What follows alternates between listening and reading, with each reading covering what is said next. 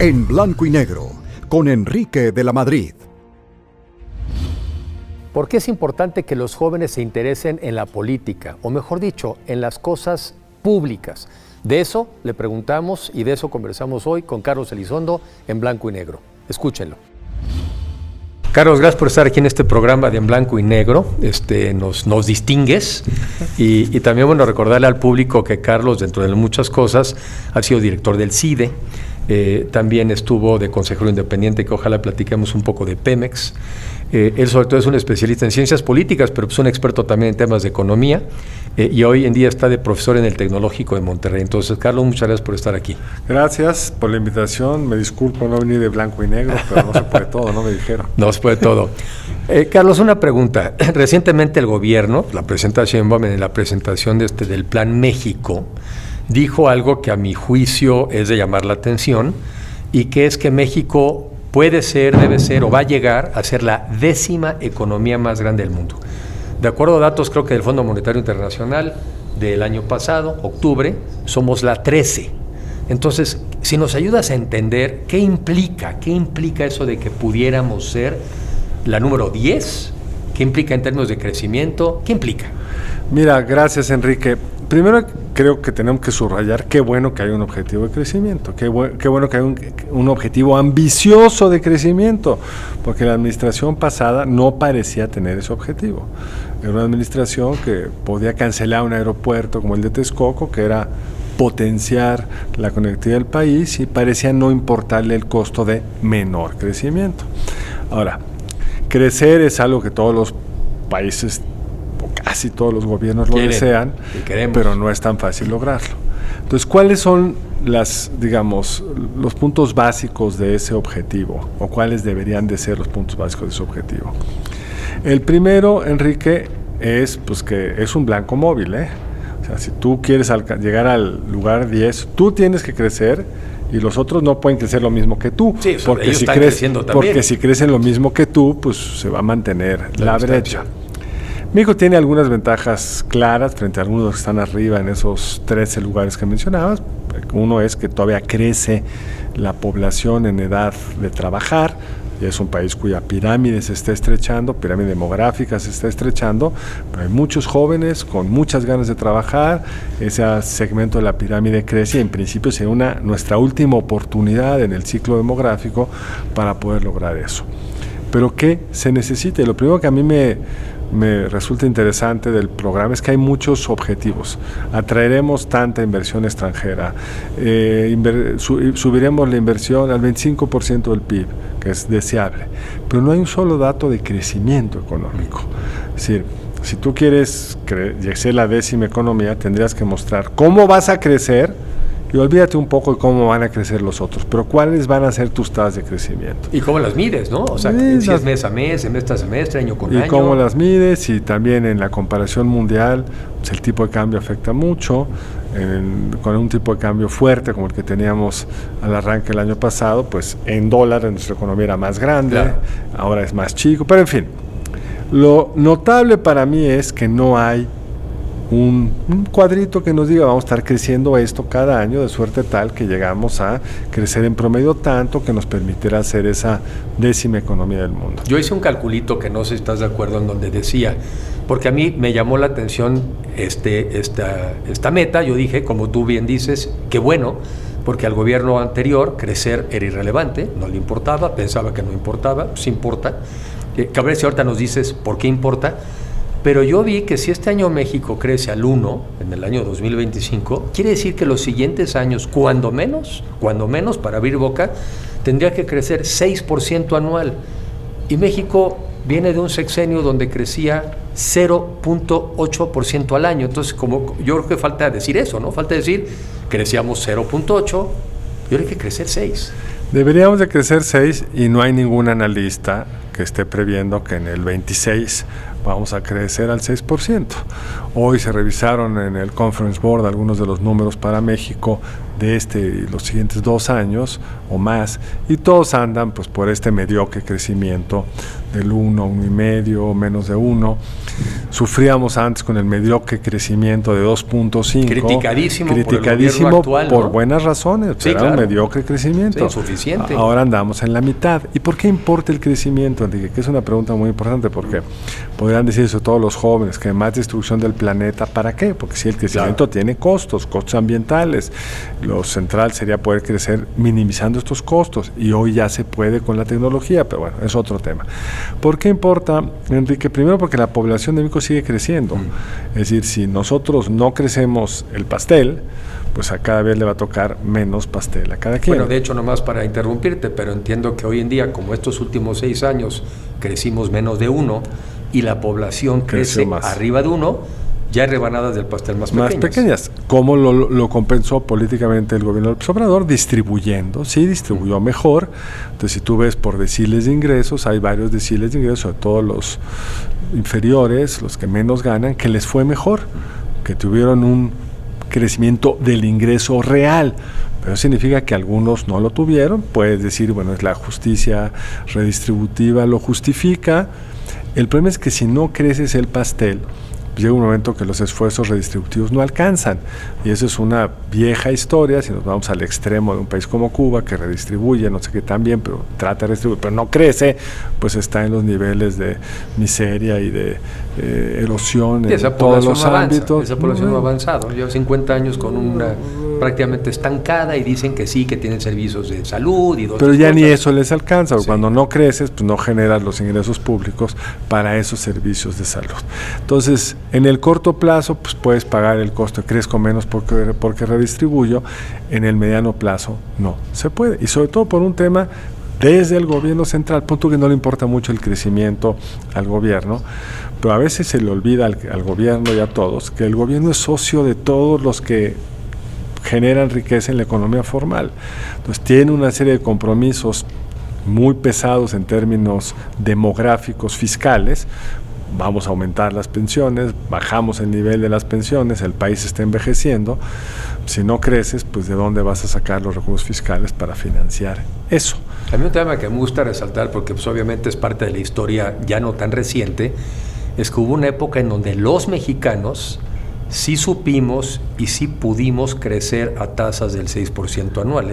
Antes del neoliberalismo. Antes del neoliberalismo, pues esta época, digamos, del desarrollo estabilizador, ¿no? 54-70.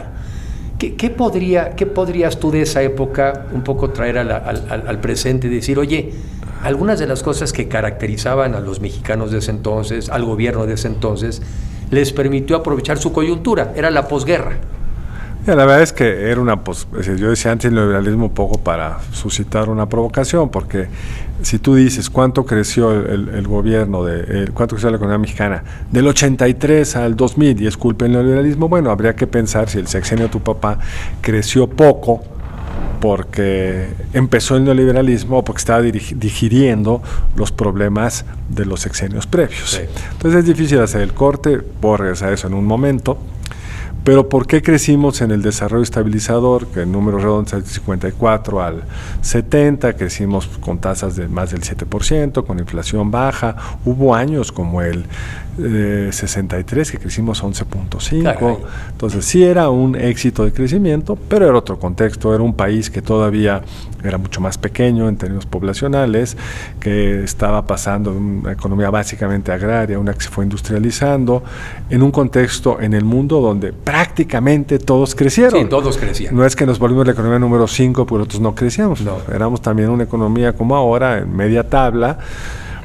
Se llegó a hablar del milagro mexicano porque para la historia mexicana no habíamos tenido un proceso de crecimiento tan estable por tanto tiempo, pero el contexto en el que eso se hizo posible pues ya no existe. Pero lo que yo recojo un poco de esa época, que es quizá la reflexión, tengo la impresión de que eran mexicanos más prácticos. Por ejemplo, recuerdo de las áreas mías.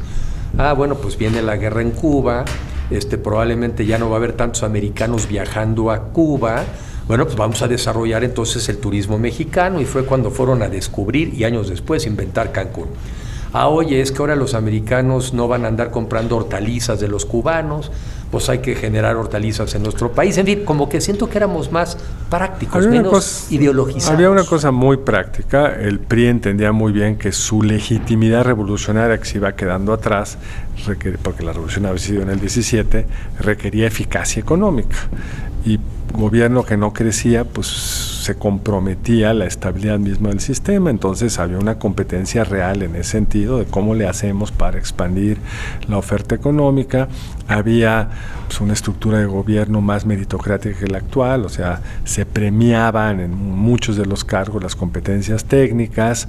Había una genuina preocupación de los altos niveles del Ejecutivo de encontrar una relación funcional con los Estados Unidos. Él cita en mi artículo de Reforma cómo manejamos pragmáticamente en este gran libro de Soledad Loaesa de A la sombra de la superpotencia, cómo aprendimos a manejar gobierno revolucionario que hace reforma agraria, de izquierda. Fue muy pragmático en su relación con los Estados Unidos y encontraron espacios donde para ambos países era provechosa una cierta autonomía, pero acuerdos en lo fundamental.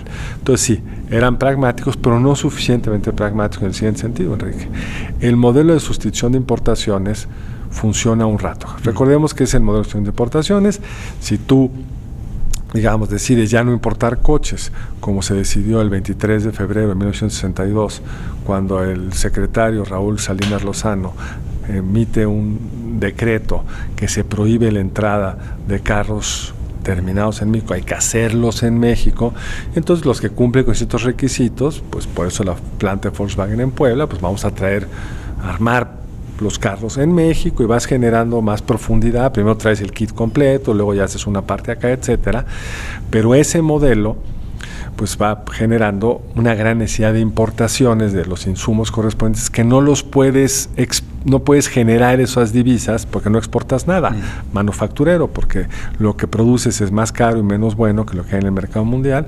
Entonces llega un momento que te empieza a quedar sin divisas. Lo que tienes que ir haciendo es cada vez más complicado porque hay ciertas sustituciones de producciones que no las vas a poder hacer eficientemente porque vas montando una industria brutalmente ineficiente. Entonces la economía se fue quedando sin divisas y el modelo de gobierno requería subsidiar, repartir, se fue quedando sin dinero y eso quiebra en el 82, ¿no? Sí, o sea, tiene razón que falló al final del día también ser más práctico para irlo ajustando. No fueron como los coreanos, que fueron abriendo, fueron generando incentivos a la exportación, en parte porque ellos se quedaron sin lana antes que nosotros, que es bien difícil cuando un modelo funciona cambiarlo porque hay muchos intereses y además pues te está yendo bien. Ya para principios de los 70 quedó claro que estaba rebasado ese modelo, pero la inercia política impidió cambiarlo y cuando llegó el petróleo, pues parecía para que le cambiamos y podemos financiar lo que sea. Dos preguntas, dos comentarios. Una es, hablábamos de que es importante el crecimiento económico, según yo, porque una economía que crece es como un lugar donde de repente hay más restaurantes, entonces tienes donde emplearte, o hay más demanda y tú puedes ser el que hay más oportunidades de generar negocios. Entonces, crecer es importante como oportunidades. Dos comentarios. No es fácil saber cómo crecer, pero a veces sabemos qué no hacer para no crecer. Y la otra, yo a veces como me lo imagino, es como una estrategia más de por sectores, en el sentido de, oye, por ejemplo, si el turismo es un sector donde México tiene vocaciones y tiene habilidades, en un diálogo con el sector empresarial, ¿qué necesitas? ¿Qué apoyos? ¿Qué desregulación? ¿Qué financiamiento? Pero lo mismo el campo. Oye, el campo también tiene posibilidades, podemos venderle todavía al mundo. ¿Qué necesitas? En fin, ¿cómo te imaginas que a veces esta conversación debería de darse? Yo me la imagino a veces un tanto sectorial y después encontrando los puntos comunes, las cosas de todos. Ya, lo que sabemos del crecimiento, sabemos muy bien qué no hacer, sabemos menos bien qué sí hacer. Pero sí hay como ciertas cosas generales que sabemos que funcionan. Sabemos que si no hay una estabilidad macroeconómica, es decir, si no hay una cierta contención, si los precios no se mantienen en un cierto nivel, no demasiado alto, si hay, tipo de cambios. Tienes un tipo de cambio que sea flexible y que no te cambie las variables súbitamente, sabemos que es mejor más certidumbre que menos, que por supuesto China pudo crecer en los 70s a partir del 79 sin que hubiera un sistema judicial como el de Estados Unidos, pero porque venía diseñando un sistema peor, Sí, claro. de aún menos certidumbre. Claro. Entonces, más certidumbre suele ser mejor que menos. Es importante que no te arrebaten las ganancias los criminales. Entonces, es importante tener pues, un contexto donde las carreteras sean seguras, donde no extorsionen a los comerciantes, donde etcétera, etcétera. Sabemos que es importante una buena educación, expandir el sistema educativo es importante, que la calidad del mismo sea alta también sirve, porque así tendrán los trabajadores, los empleados, los creadores para el futuro crecimiento. Sabemos que una población sana, esta teoría económica de que el éxito de la Gran Bretaña en el siglo XX fue fundamentalmente porque desarrollaron un sistema de salud que amplió las potenciales de los ciudadanos británicos, que en el capitalismo del siglo XIX se morían a los 14 años por la no llegabas. Sí, no llegabas o llegabas tullido. Sabemos muy bien que se necesita toda esa base. Y luego, dependiendo del contexto y tus capacidades burocráticas, se le pueden hacer muchas otras cosas. China tiene capacidades burocráticas muy impresionantes desde el siglo III, IV. Casi milenarias, sí, ¿no? Las destruyeron. Cultural. Las destruyeron durante la Revolución Cultural en los 60, pero es una sociedad muy preocupada por la educación, muy preocupada por los exámenes, y el Partido Comunista Chino ha sido muy cuidadoso de construir como carreras político-administrativas basadas en el mérito. Si te va bien, te premian.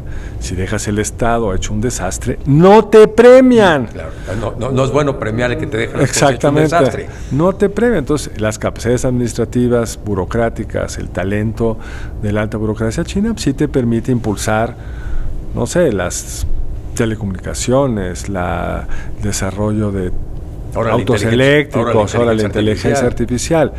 Si no tienes esas capacidades, si no eres capaz de terminar una refinería porque se te olvidó ponerle la electricidad, que es el caso de Dos Bocas, Paraíso Tabasco, como les gusta llamarle, inaugurado varias veces, pero que no se puede realmente echar a andar porque no pusieron a tiempo la planta de cogeneración eléctrica que requiere toda refinería, no que esta refinería de repente requirió electricidad, todas requieren electricidad, no lo hicieron, no va avanzando lentamente, y mientras no esté eso terminado, no podrá inaugurarla. Hay otras muchas faltantes, pero ese es suficiente para que nada pueda funcionar. Y además, me quedo 2 segundos ahí, además hay un costo de oportunidad, porque como los recursos no son ilimitados, pues lo que decidiste meter en una mala inversión, pues seguramente dejaste de hacerlo en educación, en salud, o en incluso vivienda. velo nada más en Pemex, lo de que dejaste de invertir en exploración y producción y lo hiciste en una refinería que iba a costar 8,000 millones y que va en 22,000 y no refina.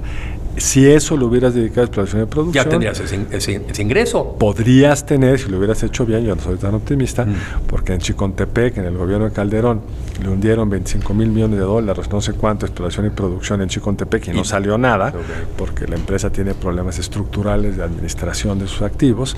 Pero si lo hubieras hecho bien, podrías haber tenido, en vez de esta producción de 1.5 millones de barriles y cayendo, pues una perspectiva de producción mejor y al alza. Ese es un ejemplo de cómo una mala inversión pública, pero también me imagino también una mala inversión privada, también en lugar de incidir en un crecimiento más alto, pues más bien hace que el crecimiento... Por supuesto. ¿Cuál es la ventaja de una mala inversión privada? Pues que te duele tu bolsillo. Le duele al que lo hizo. Sí. ¿Cuál es el problema de que Mexicana de Aviación no despegue?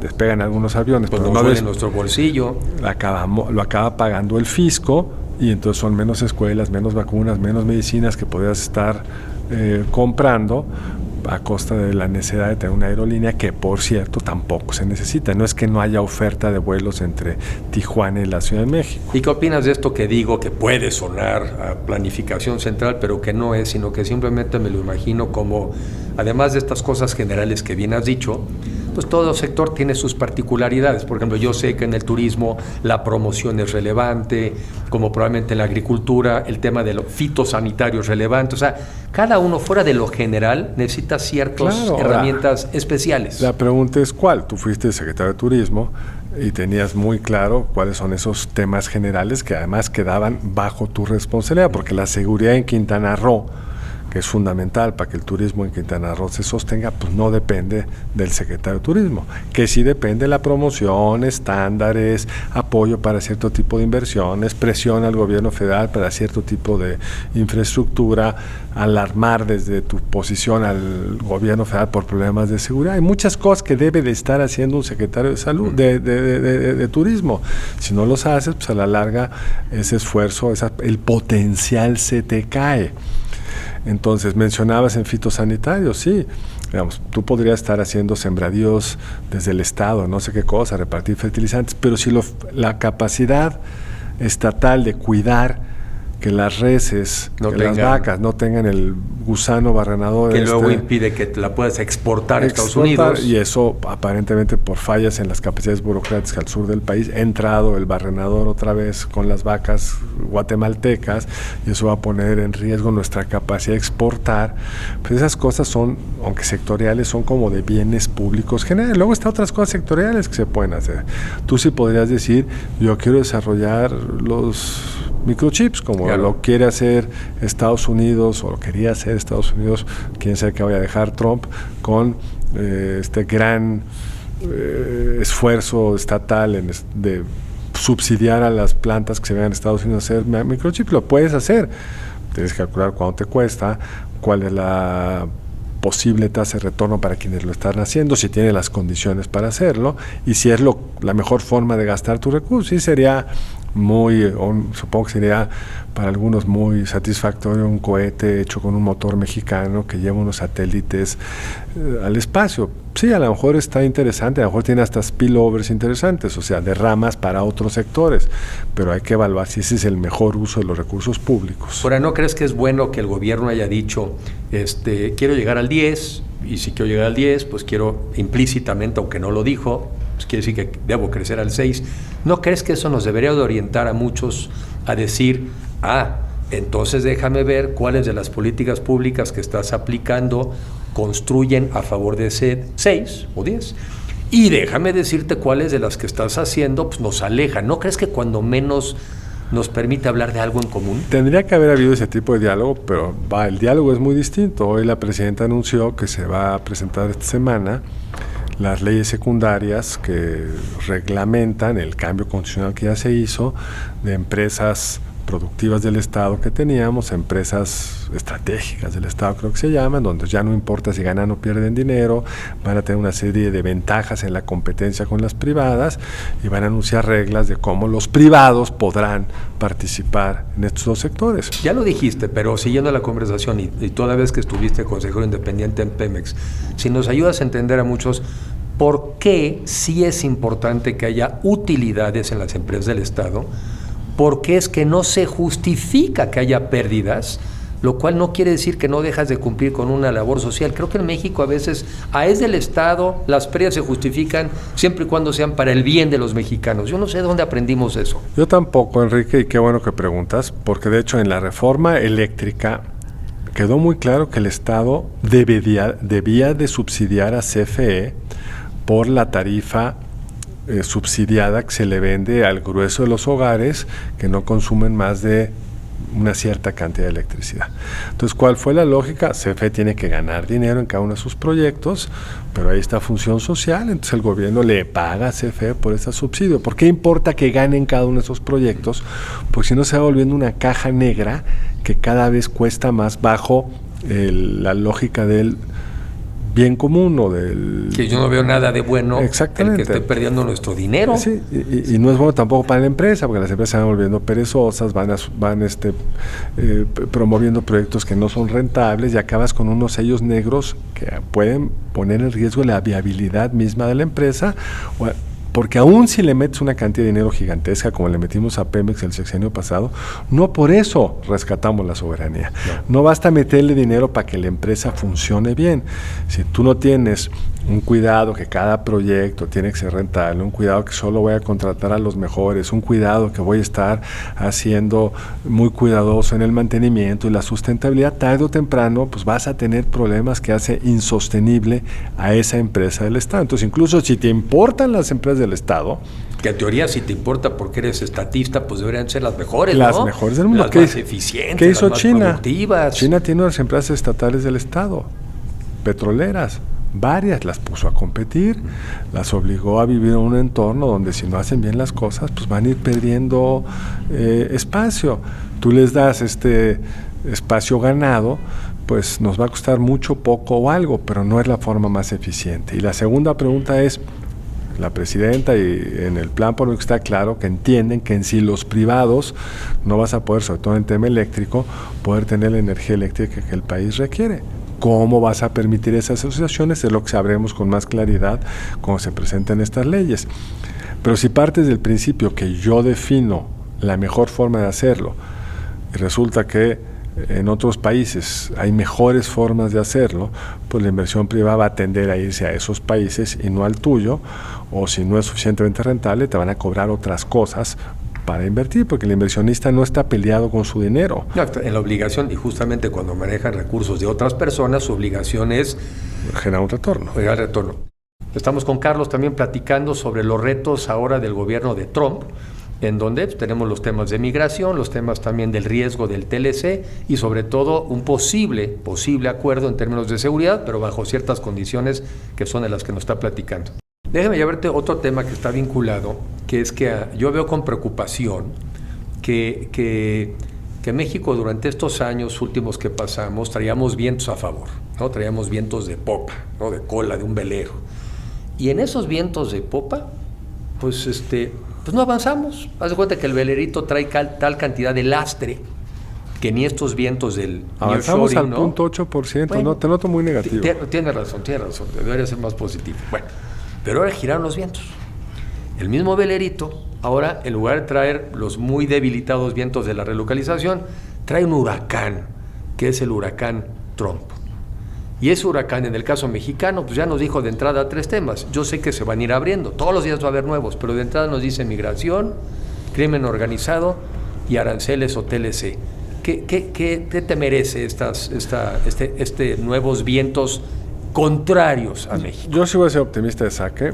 Hay una oportunidad que es, entre los muchos objetivos de Trump, está ponerle cierta límite, cierta contención a la importación de productos chinos hacia los Estados Unidos, y esa es en principio la base del nearshoring, claro. Que productos que antes estaban haciéndose en China se vengan a América del Norte, y una parte de ellos por capacidad de la mano de obra, por precio, por otras cosas, porque ya tienes desarrolladas ciertas capacidades en algunas ciudades de México, se vengan a México. Entonces, el reto es cómo llegar ahí, porque Trump tiene muchos objetivos al mismo tiempo. Entonces, con una visión pragmática y con un poco de suerte, podrías hacer de el único acuerdo político real que hay en Estados Unidos, que hay que ganarle a China en la competencia económica, nos podríamos meter de ese lado. Desgraciadamente, por el lado de Estados Unidos, parecería que por razones ideológicas, la prioridad de migración es independiente de su costo económico. Claro, es cierto. A mí me parece bien interesante que los ciudadanos mexicanos van por la vida diciendo, somos muy importantes en Estados Unidos, no nos van a correr, no se van a dar un balazo en el pie. Bueno, sabemos que los gobiernos se dan balazos en el pie, no hay que ir muy lejos. No, aquí. Teníamos un aeropuerto en Texcoco y nos dimos un balazo en el pie. Sí. Sí, yo también no sé, hay gente, y lo entiendo porque así nos pasa, queremos poner como que la racionalidad económica va adelante. No. Así somos tú y yo siempre, sí, nos hemos equivocado. Cuando pensamos así en todas. No, más bien el capricho y la cuestión ideológica siempre está por arriba de la racionalidad. ¿Cómo te acomodas a esa realidad? Entonces, pues lo primero es, tendríamos que estar fortaleciendo nuestras capacidades de retener, que no pasen, digámoslo claro, tiene implicaciones humanitarias complicadas, hay que hacerlo de la mejor forma, pero pues al arranque de esta administración se estaban formando todavía caravanas de migrantes sin que el gobierno pareciera hacer mucho. Luego trataba como de mandarlos a Acapulco y que ahí medio se cansaran y desparramaran, Pero, como si Acapulco necesitara exactamente, migrantes, ¿no? Pero necesitamos sellar nuestra frontera sur, punto. AMLO lo entendió bastante bien, luego lo relajó. Hay que sellar nuestra frontera sur y combatir el fentanilo es un problemón porque con muy poco volumen puedes generar enormes estragos epidemiológicos en los Estados Unidos, pero sí conviene por lo menos reconocer que sí hay laboratorios en México, pues no bastantes, ¿no? Bastantes, no vivir bajo la ficción de que aquí no se hace, y muchas otras cosas de colaboración que permita hacer de México un aliado con el cual puedes tratar de resolver estos problemas. Y claro que puedes pedir cosas a cambio. Turquía pidió a cambio de contener el flujo de refugiados sirios dinero. Pues sí. Nosotros hemos sido muy dignos y no lo hemos pedido.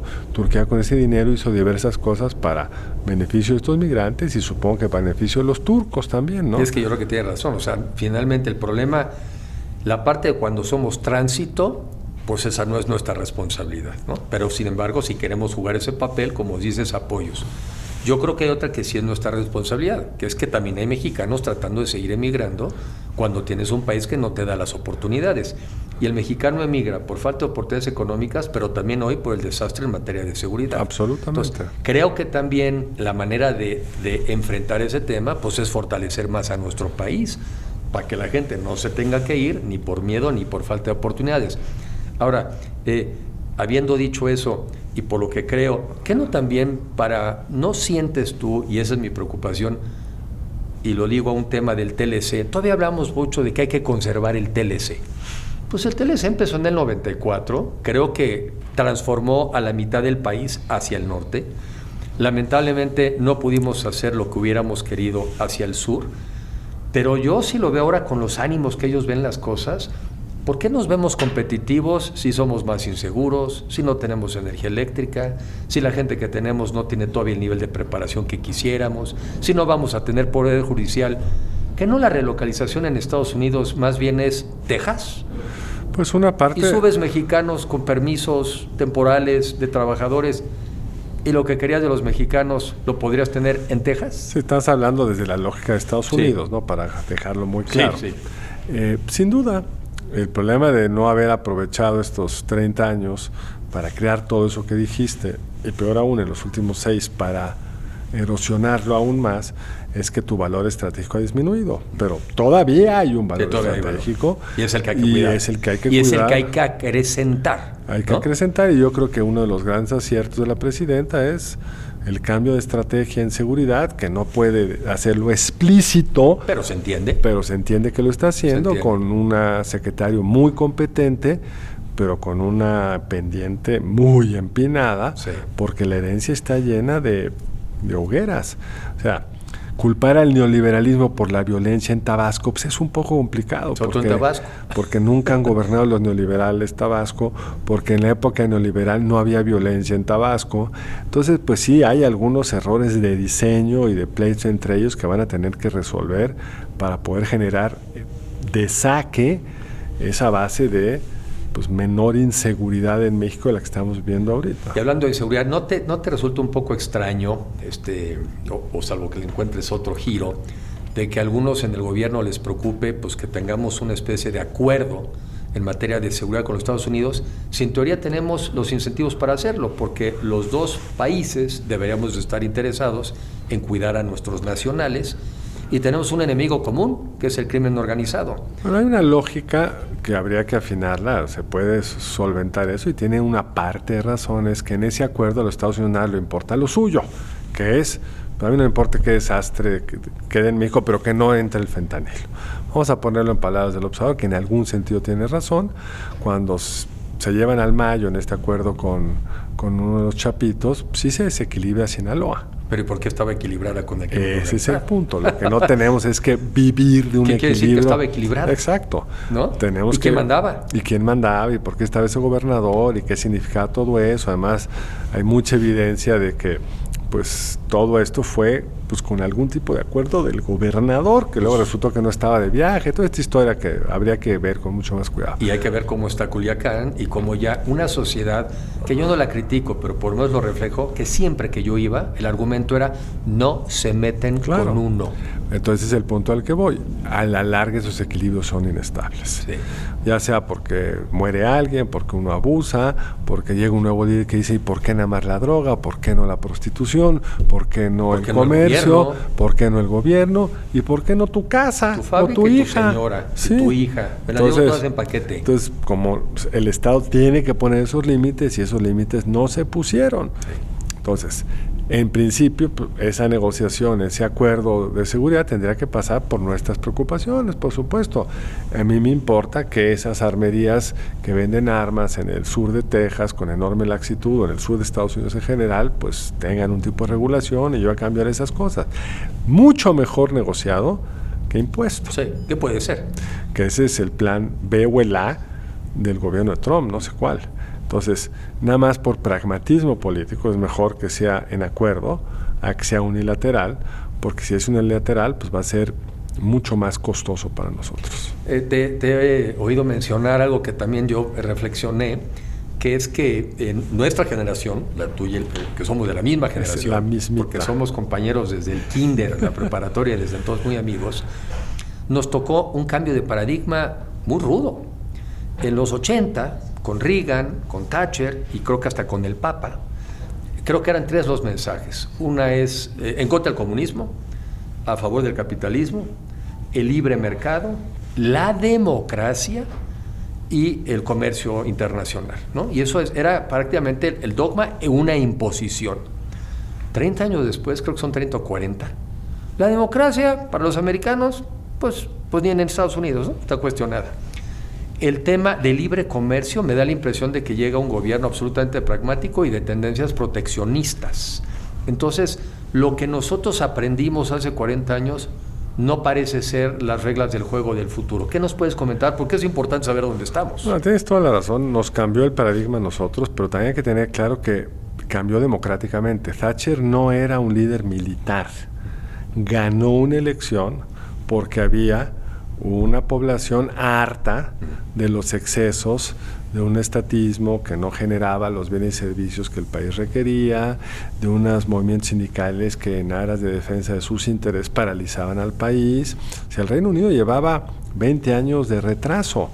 Yo estudié en Oxford en el 87, que todavía estaba en el eco de esa época, y para irme a Oxford leí un libro de cómo vivir en Reino Unido, un libro de estos por gringos, en un momento que no había Kindles, entonces era difícil conseguir el libro, era un libro viejo, haber sido de principios de los 80s, y era una como medio sátira de lo que es vivir en un país subdesarrollado donde hablan inglés y and the natives are not friendly. Entonces, pues sí, era un país que estaba enfrentando serios problemas. Reagan igual, Reagan fue electo. Y de hecho Carter empezó con algunas de estas desregulaciones porque esas camisas de fuerza no estaban generando crecimiento suficiente. Y la Unión Soviética no cayó porque el Papa se puso muy violento con ellos. Cayó porque era un modelo económico insostenible, burocrático, corrupto, que no permitía la creatividad individual, que subsidiaba lo que los ciudadanos no necesariamente querían. Y bueno, cómo se partió, pues una historia que podríamos profundizar, pero es importante subrayar que no fue un cambio de arriba. Correcto. Fue un cambio de abajo. Y creo que lo mismo está pasando ahora. Hay una sociedad que dice, pues tu cuentito de Libre Comercio, pues a lo mejor a ti te fue muy bien, pero no nos fue tan bien a todos. Tu cuentito del Estado de Derecho, pues qué bonito, pero en 2008 los banqueros que llevaron a esta crisis, que es parte del problema de la ruptura de la credibilidad de este paradigma, del pacto, por decirlo de alguna pues manera, no tuvieron un costo alguno. Y pues mira cómo me quedé sin trabajo y no fui relocalizado a trabajos de software porque ya tenía una edad mayor y no podía aprender o ni el esfuerzo hiciste. Entonces hay buenas razones para entender por qué está pasando esto. Lo que basta ver es si eso va a ser eficiente, claro, si va a generar lo que prometen. Y en términos concretos de la política económica proteccionista de Estados Unidos, tú dijiste, son pragmáticos, vamos a ver qué tan pragmáticos. Porque si gana el principio ideológico de que en una relación comercial, si tú si yo tengo un déficit contigo, es que tú estás abusando de mí. tú eres malo. Tú eres malo. En lugar de que simplemente pues decidí comprar más cosas de ti y a otro quizá le vendo más. Exactamente. Uno lo decía, explicaba muy bien Everardo Elizondo en una conferencia que estuvimos hoy en el TEC, decía, yo tengo un déficit permanente con el supermercado en Monterrey al que le compro. Claro, siempre le compro. Siempre le compro. Y no le vendo nada. Pero tengo un superávit por otro lado. Claro. Entonces, esa es la lógica de...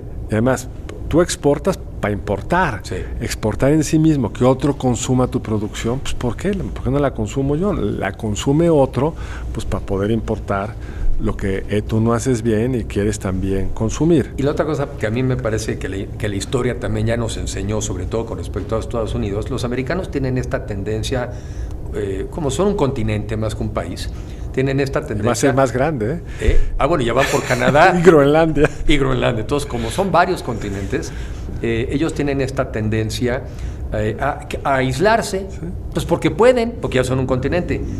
Pero por lo menos la historia reciente del siglo pasado fue que cuando se aislaban, el mundo se empeoraba y tarde o temprano tenían que entrar. Creo que vuelven a repetir eso y probablemente el mundo se vuelve más inestable, el mundo se vuelve más violento, crecen los terroristas, los atacan a ellos y finalmente me da la impresión de que tendrán que volver a participar. Es un muy buen resumen de unos ciclos que hemos visto en la historia. El aislamiento antes de la Segunda Guerra Mundial, pues ayudó a la Segunda Guerra Mundial a que tuvieran que entrar, etcétera. Pero yo creo que hay una pregunta previa, y es si ese modelo de cerrazón hoy es económicamente viable. Y me parece que no lo es, porque los Estados Unidos están en pleno empleo, Enrique. ¿Sí? Quiere decir que si yo dejo de importar, no sé, los coches de México, los voy a hacer yo, pues necesito unos trabajadores que hoy están empleados en otra cosa. Sí, que no tengo. Y presumiblemente están empleados en algo más productivo, porque si no estarían haciendo coches. Entonces, ¿qué? ¿Los voy a sacar de Facebook para que hagan coches? No, pero es que Facebook es más rentable y tiene está en la punta tecnológica, o estaba en la punta tecnológica de la inteligencia artificial, lo que sea. Entonces, si pones aranceles, además vas a propiciar inflación, porque una parte de esos aranceles los va a pagar el consumidor con precios más altos. Y fue una de las razones, de las muchas razones por las cuales la administración Biden perdió. Exactamente. ¿No? Por el costo de vida. Por el costo de vida. Entonces, y por eso mismo yo creo que los técnicos han ayudado a posponer el arancel. Ya hoy salió una nota que sí lo van a poner el 1 de febrero. No lo sé, porque Trump sí cree que los aranceles son una forma de financiar el gobierno, porque así se financió en el siglo XIX y vive un poco con esos parámetros, ¿no? Antes que hubiera impuesto sobre la renta. Entonces, primero vamos a ver si eso económicamente funciona, porque hoy, aunque hoy está pues, de capa caída la lógica globalizadora, pues tiene fundamentos económicos muy fuertes. Nunca salieron tantos tipos de la pobreza como en esta segunda mitad o último tercio del siglo XX y primeros 20 años del XXI. Nunca salieron tantos de la pobreza porque India incluso, pero China más claramente, aprovecharon esa globalización.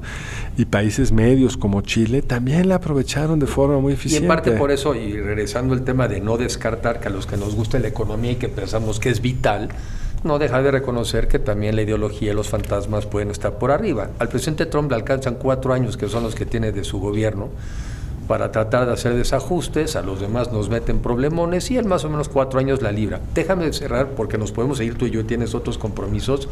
Tú eres también maestro en el Tecnológico de Monterrey y por lo mismo tienes contacto con mucha gente joven. Y una pregunta que me gustaría ver un poco cómo nos puedes ayudar, y así me ayudas a una plática que tengo en estos días. ¿Cómo le haces para estimular a jóvenes? Y esto es una declaración de algún joven, no es un prejuicio mío. Esto o sea, el joven no eres tú. No soy yo, aclararlo, porque como te señalas a ti mismo. Evidentemente no. Más jóvenes de edad, no más de espíritu. En donde dicen ellos, esta persona que me invita, pues que a veces hay cierta apatía, cierto desinterés por la cosa pública, creo que a veces lo confunden la cosa pública con los partidos, son dos cosas diferentes, pero ¿cuáles serían algunos argumentos de por qué los jóvenes sí tienen que involucrarse, sí tienen que participar, sí tienen que tener posición desde tu punto de vista, que además has convivido mucho, siempre has convivido y ahí estás en una universidad? Mira, la primera razón, Enrique, es que si no votas tú y no participas tú, pues van a participar y votar los viejitos y van a votar por lo que a ellos o a nosotros nos conviene. Claro. Veamos el caso del Brexit en Inglaterra. Los que votaron mayoritariamente fue una generación de edad mayor que ya había pues, ganado con los beneficios de la integración comercial, que ya tenía sus pensiones aseguradas, votaron y los jóvenes estaban frustradísimos porque parte de su movilidad estudiantil y profesional fue severamente lastimado y el crecimiento del Reino Unido también fue lastimado y su futuro pues, está menos optimista de lo que hubiera podido estar. No votaron, perdieron. Esa es la primera razón. Y por lo mismo, quiero introducir algo que me dejaste de pregunta anterior y que no contesté, que es la democracia. Sí, hay un ciclo donde ciertos valores democráticos parecen haber cambiado. El principio de la democracia liberal de pues no solo es el voto de la mayoría, sino la protección de las minorías, los que construyen los regímenes políticos deseables. Se ha ido como modificando estas democracias plebiscitarias. Yo gané y hago lo que quiero. Y pues lo que luego vemos que hacen es que ya no hay democracia en el futuro. Entonces, ¿por qué importa la democracia?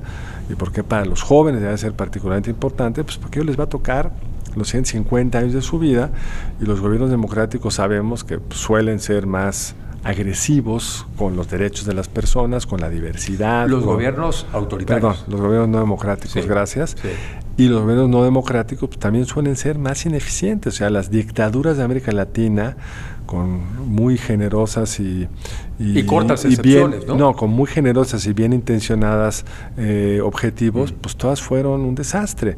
Y aún las de derecha como Pinochet fueron un desastre, porque todo tipo de excesos en las dictaduras y las democracias te generan pesos y contrapesos que dificultan las tonterías mayores de los gobiernos, ¿no? Entonces, nada más por eso habría que hacerlo. Sí, y tiene razón, el caso Brexit es muy claro, ¿verdad? Los jóvenes que siempre eran más globalizantes, los que vivían en Londres, los que estaban viendo el fútbol o disfrutando el pub esos días, creo que a veces por los beneficios de hoy estás vulnerando tu futuro, que no es el futuro lejano, es a partir de mañana. Exacto. Lo segundo, ya más aterrizado a tu pregunta, Enrique, es que pues a los jóvenes sí les importan muchas cosas. Tienen sus agendas distintas a las nuestras. Viven en un mundo de redes sociales, entonces hay a veces esta ilusión de que si yo le doy muchos likes y todo el mundo le dio muchos likes, pues ese tema está agarrando fuerza, está viralizando, pero bueno, hay que pensar cómo eso lo traduce en la política. Y los líderes políticos lo han entendido. Trump hizo un gran esfuerzo en entender el TikTok, montarse en el TikTok para ganar votantes, y ganó votantes de jóvenes que, para sorpresa de los demócratas, bueno, siguen siendo más prodemócratas, pero la proporción cambió, y eso es parte de lo que explica el éxito de Trump. Entonces, sí hubo unos jóvenes que participaron de ese lado, y ganó en parte por ello Trump. Si los jóvenes pueden ser definitorios, y si quieren impulsar su agenda, pues van a tener que subirse a este juego sucio y complicado y desesperante a la democracia, pero que es mejor que el juego unilateral y violento de las autocracias.